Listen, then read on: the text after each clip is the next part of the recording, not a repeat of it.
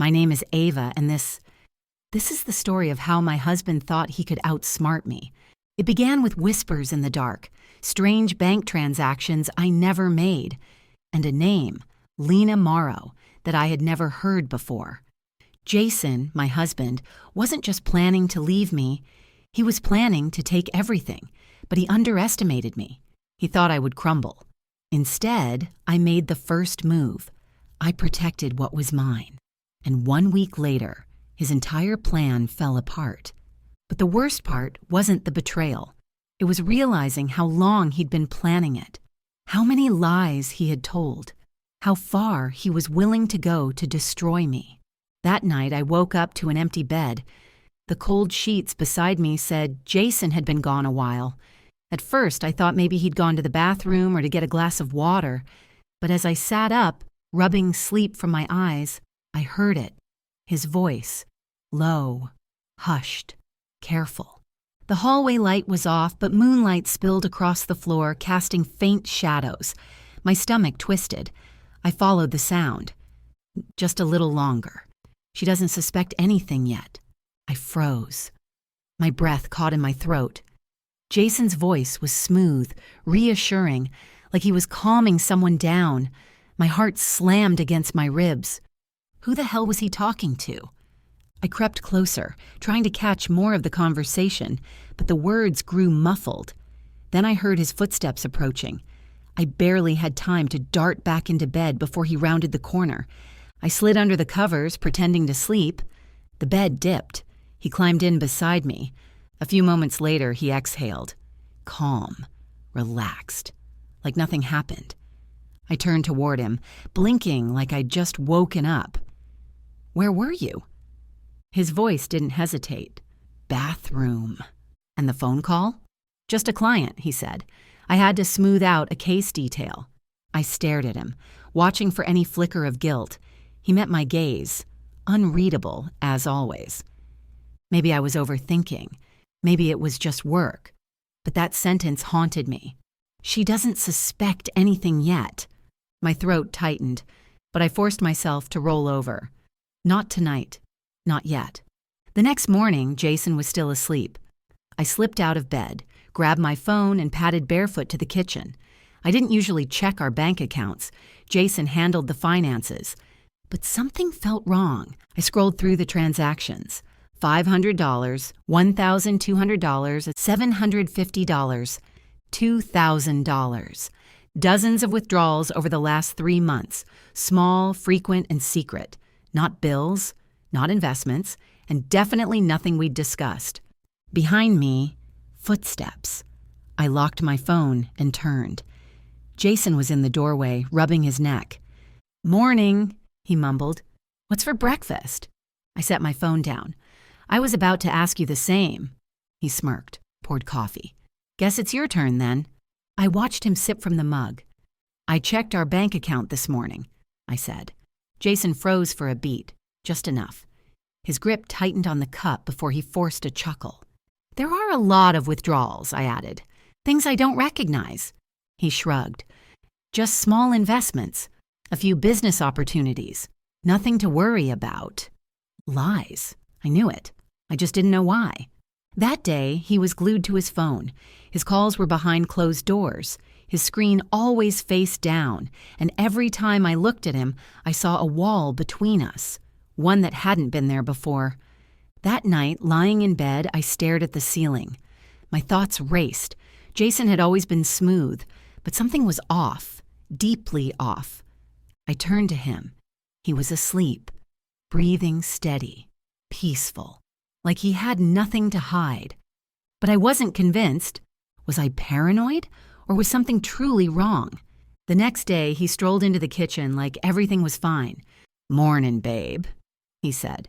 "We should probably organize our finances, just in case of emergencies." I froze.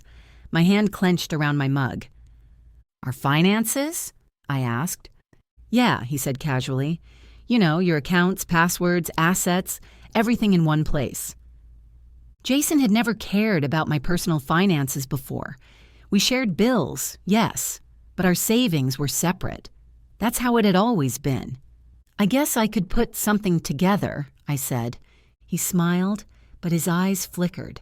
That night he played the perfect husband, watching TV, ordering takeout, laughing at nothing. Too perfect. Then it happened. Jason went to shower and left his phone on the coffee table, face down, unattended. He never did that. Then a notification lit up the screen.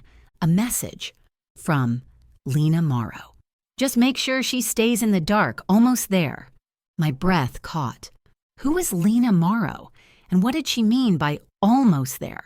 I heard the water shut off. I panicked, set the phone down exactly where it was, and sat back, pretending nothing had happened. Jason returned moments later, towel over his shoulders. Did you pick dinner yet? No, I replied, keeping my voice steady. He grabbed his phone without a second thought. Like nothing had happened, but I knew better. I should have confronted him, but if I was right, I needed proof, so I stayed quiet. That night, lying in bed, I whispered into the dark, "Who the hell is Lena Morrow?" The next morning, her name, Lena Morrow, was all I could think about. It echoed in my mind like a question I couldn't answer, a riddle I had to solve. I went through my morning like a ghost, showering, dressing, eating, but my thoughts stayed locked on those words. Make sure she stays in the dark. Jason sat across from me at breakfast, scrolling through his phone like always, calm, confident, not a single crack in his mask. If he knew I had seen the message, he didn't show it. He was a damn good actor. But then he looked up, eyes soft. Hey, babe, can you sign something real quick? I paused mid-sip. Sign what? Just some financial updates, he said smoothly, for tax purposes. He slid a folder across the table, casual, relaxed, but his fingers tapped the table, uneven, anxious. I picked up the papers and flipped through them. My stomach sank. The language was technical, but the message was clear. Property transfer agreement. Everything, my condo, my savings, even the investment accounts would be legally moved to his name. My hands trembled. I looked up, my voice low. What is this? Jason didn't flinch. It's just a precaution, a legal convenience. Nothing really changes. I stared at him. Nothing changes? You're asking me to sign over my life. He smiled like it was no big deal. Not everything, just consolidating things. For protection, in case something happens. Protection. That word hit me like a slap. My body wasn't shaking from fear. It was rage. Cold, electric rage. I placed the papers down slowly, met his gaze directly. I'm not signing this. His smile twitched, jaw clenched. Ava, don't be dramatic. It's just paperwork. Then why are you rushing me to sign without reading it? I asked, my tone sharp but controlled. Jason's eyes narrowed. He leaned forward, voice low. You really don't want to do this. It wasn't a suggestion. It was a warning, a threat dressed in silk. I didn't flinch. Is that a threat? Silence. He leaned back in his chair, arms crossed, face blank. That smug grin from earlier had vanished, replaced by something cold, calculating. I just think you're making this harder than it needs to be, he said. He still thought he had control, that I was just one move on his chessboard, but he was wrong. I let the silence hang, watched the way his fingers drummed the table, the subtle twitch in his cheek. He was waiting for me to snap, waiting for the drama, for the tears, for a fight. But I gave him none of it. Instead, I smiled, just enough to make him uneasy. You know what, Jason? I said, standing and gathering the papers. You're right. I do need to think about this. His eyes narrowed, caught off guard. I walked into the kitchen and placed the documents neatly on the counter. I wasn't going to argue, not now, because now I had the upper hand.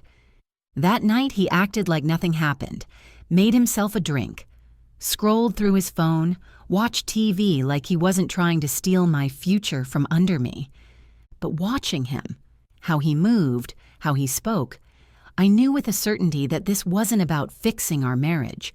This was an exit plan, and he wanted to walk away with everything. The next morning, I found him exactly where I expected, in the living room, calm as ever, sipping his coffee like he didn't have a care in the world. But the moment I sat down across from him, I saw it. A flicker, a shift. He sensed something had changed. He set his cup down gently. "We need to talk," he said. I tilted my head slightly. "Oh?" He exhaled like this was difficult for him, like he was about to make a great sacrifice. "I think we should separate." And just like that, the illusion shattered. He said it with precision, like a line from a script he'd rehearsed a dozen times. Calm, measured, cold. "It's not working anymore," he continued. "You have to see that." I didn't move. He wasn't asking for a divorce. He was informing me, declaring it, like a man who had already packed his bags in his mind. I let a long pause hang between us. Then finally, I spoke. "You've been planning this, haven't you?" Something flickered across his face. Guilt? Fear? It was gone too fast to catch. "It's for the best, Ava," he said. "We've grown apart." Grown apart? That's what he was going with. I leaned forward, my elbows on the table. "No. What you mean is, you want out, but you want to make sure you don't leave empty-handed." His jaw tightened. He didn't deny it. I could have yelled, cried, thrown the coffee mug across the room, but I didn't, because something inside me had hardened. A steel resolve, a quiet strength. I leaned back slowly and said the words that would crack his entire scheme in half. I already moved my assets. For a moment, he froze, just enough for me to catch it. His entire posture shifted, shoulders tensed, jaw stiff, eyes sharp, his calm shattered in the silence between us. "What do you mean?" he asked, voice too tight. "Exactly what it sounds like," I said. Calm, steady, in control. He stared at me, trying to read whether I was bluffing. Then he saw it. I wasn't. His jaw clenched again. I saw the defeat behind his eyes, the moment he realized the months of scheming, the planning, the fake charm, the manipulation. It had all been for nothing. I let the silence stretch, watched him fumble for the control he'd just lost. Then he stood up suddenly, grabbed his coffee, took a long, deliberate sip. He turned toward me slowly, and this time the smile he gave wasn't smug. It was ice cold, calculating. "You're going to regret this, Ava." I didn't blink, didn't answer. I didn't have to, because Jason had played his hand. And now it was my turn.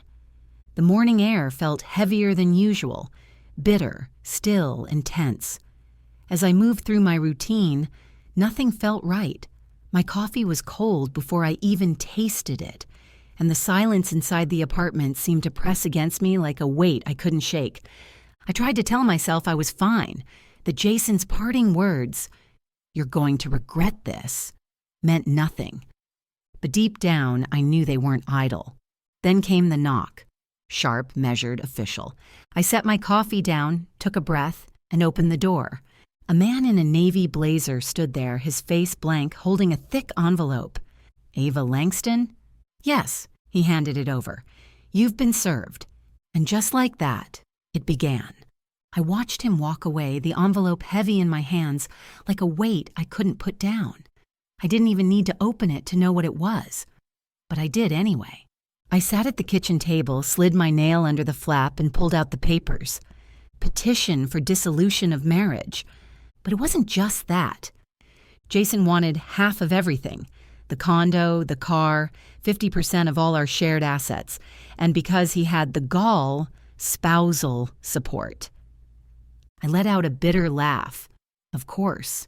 Of course he wasn't walking away. He was trying to finish what he started. I called my attorney immediately.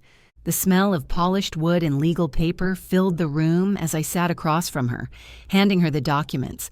Patricia flipped through the stack, barely suppressing a smirk. "Well," she said, tapping a red fingernail against the breakdown, "he's got nothing." I raised an eyebrow. "Just like that?" She glanced up, amused. "Just like that. You moved everything into a trust before he filed. That means legally, he has no access. He can try for spousal support, but considering your income versus his, it's a long shot.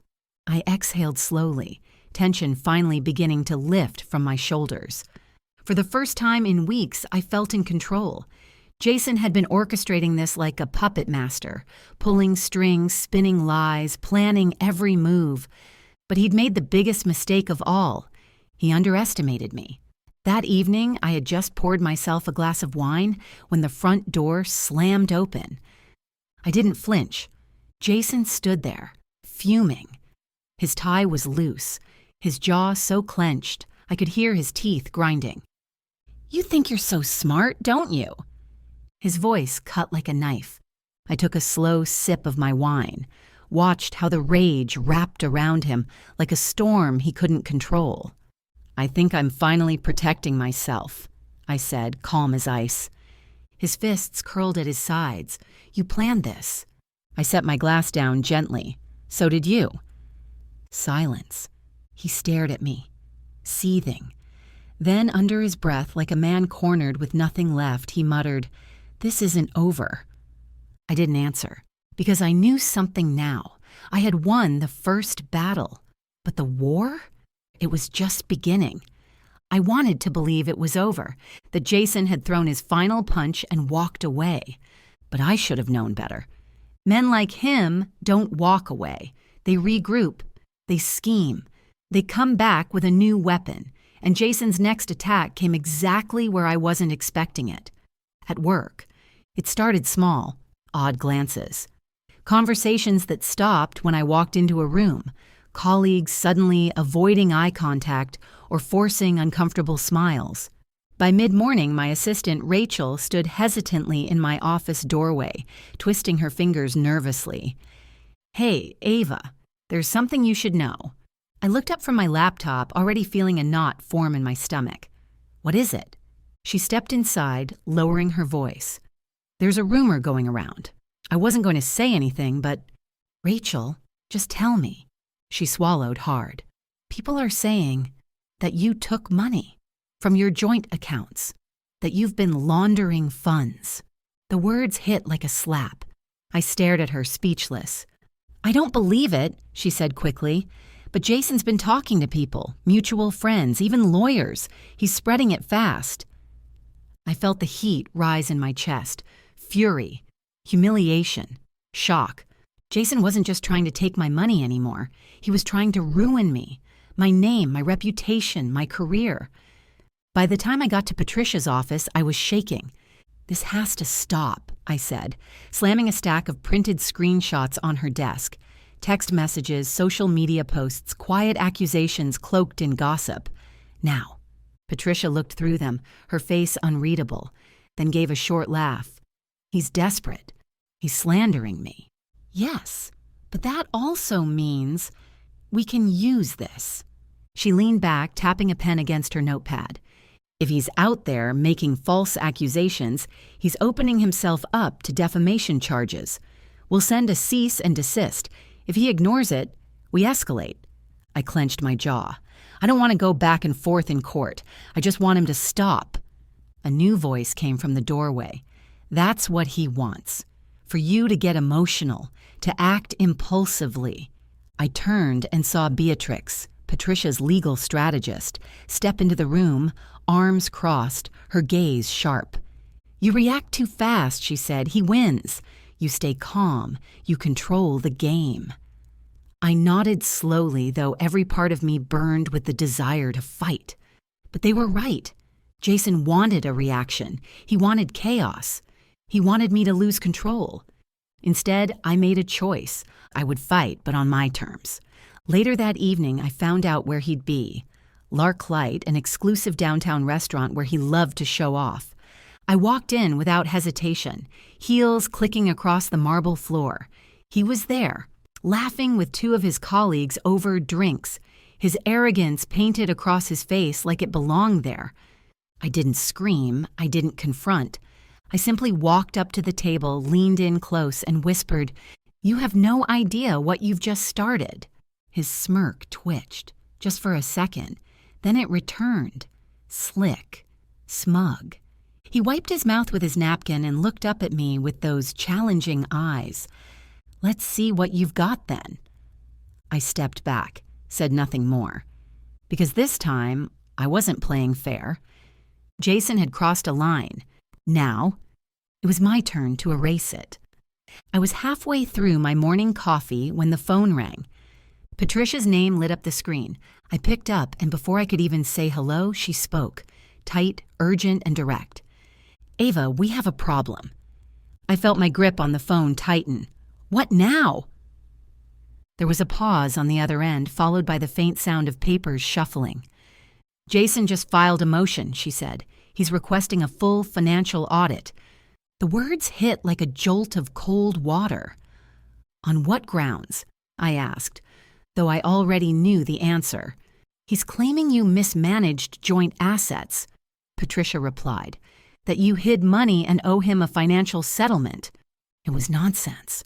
All of it. But I knew. This wasn't about truth. This was about wearing me down, draining me, breaking me through legal attrition. I closed my eyes for a second, inhaled sharply. He knows he won't win. He just wants to bleed me dry. "Exactly," she said. "It's a stall tactic. Stress, time, and legal fees.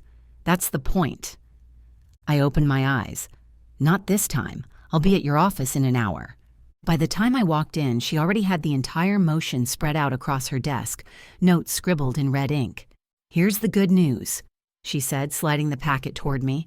"He doesn't have a single piece of legitimate evidence. And the bad news?" She sighed. "If the court entertains it, this could drag out for weeks, maybe months." I clenched my fists. "Then what's our move?" "We counterfile and request immediate dismissal," she said, "and we demand that he pay all legal costs for submitting a baseless motion." I stared at her, then nodded. "Let's do it." 2 weeks later, I found myself sitting across from Jason again, this time in court.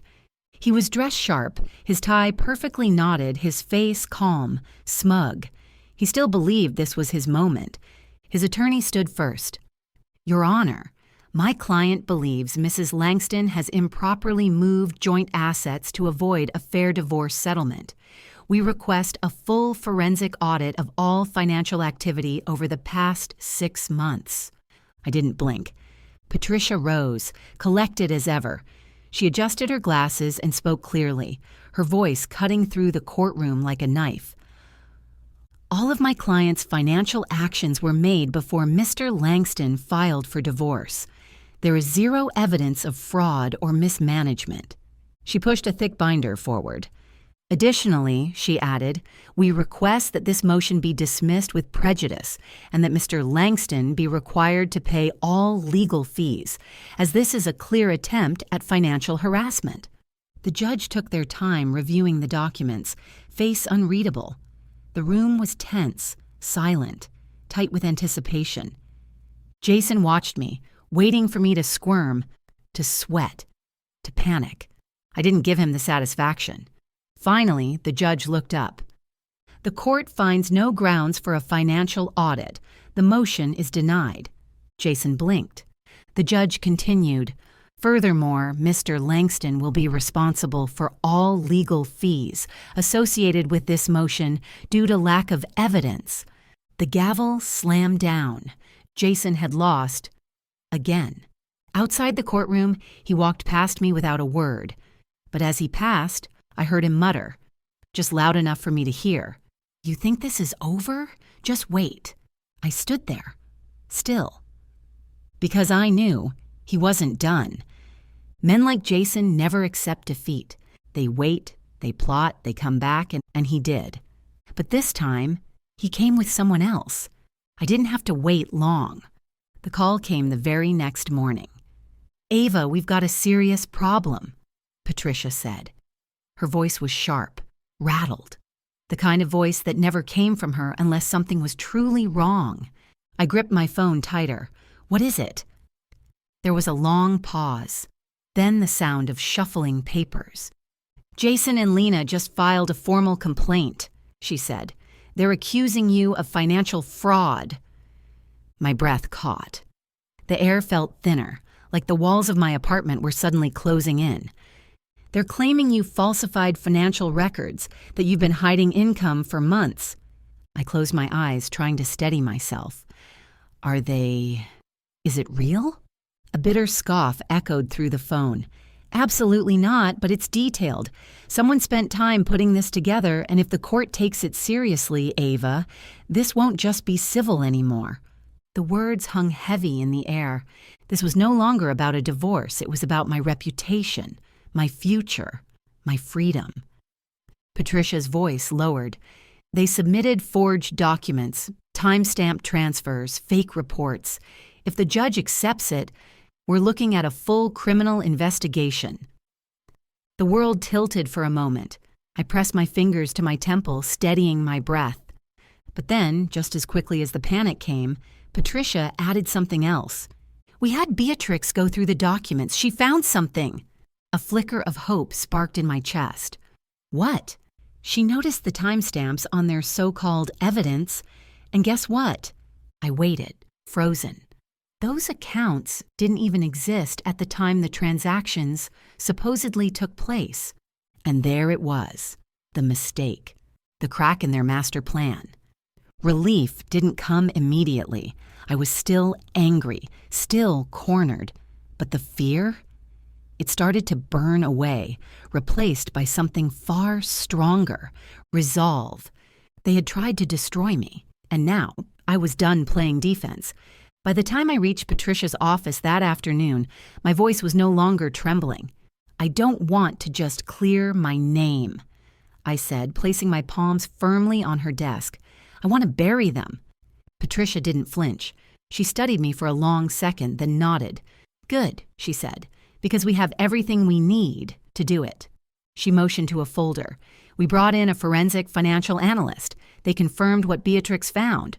Fabricated numbers, impossible timestamps, doctored logs. Then she leaned back and smiled, the kind of smile that meant victory was no longer a wish.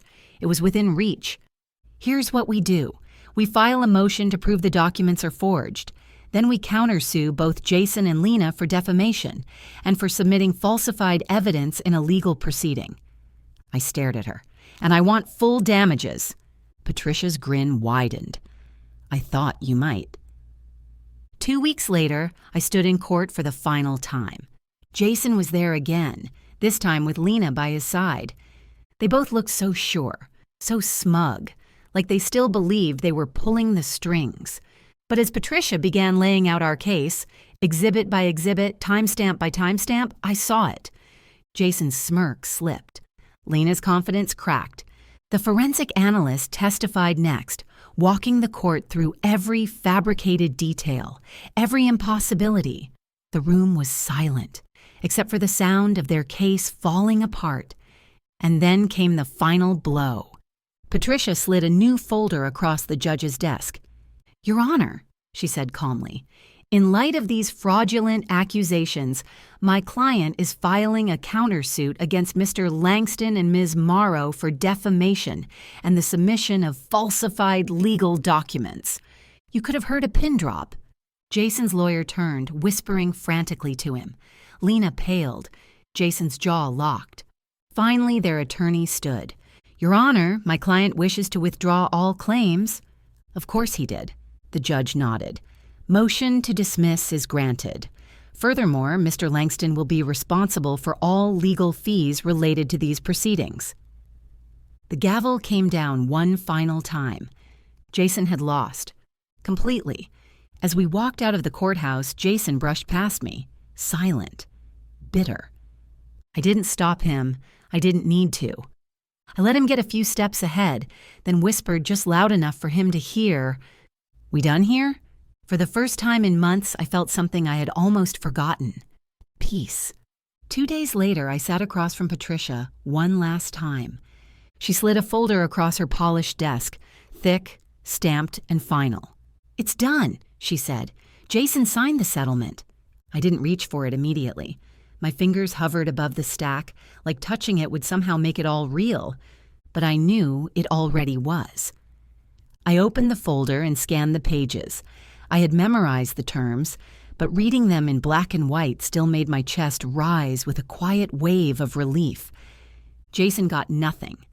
Not a dime. His financial claims dismissed.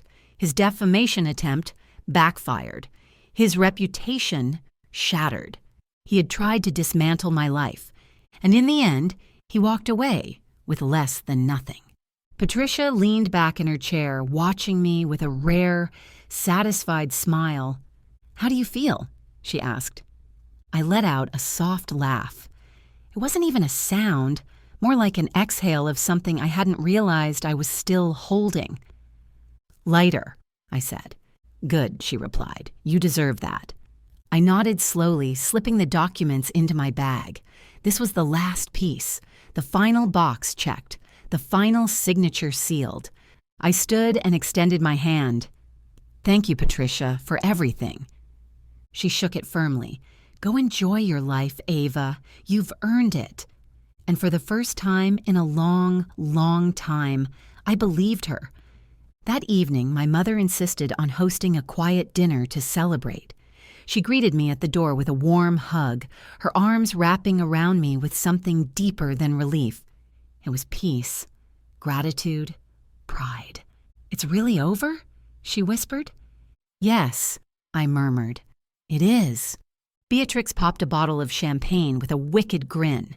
"To freedom," she said, lifting her glass, "and to never letting a man think he can outsmart you again." I clinked my glass against hers and laughed.